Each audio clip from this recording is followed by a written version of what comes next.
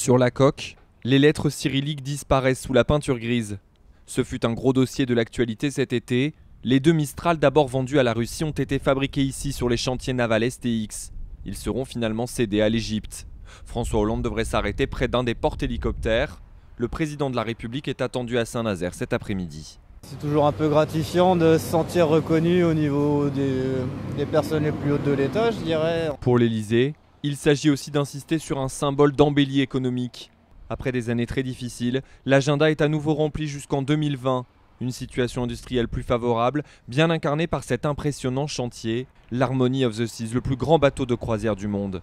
Moins de chômage partiel sur les chantiers, plus de commandes, les syndicats s'en félicitent. On a du travail pour les 5 ans à venir, donc ça fait de l'activité, on a repris les embauches, la sous-traitance se développe.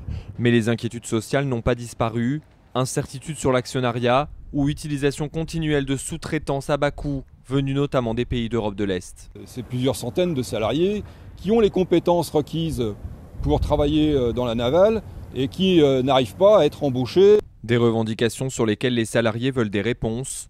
Un échange est prévu entre le chef de l'État et les syndicats au début de son déplacement.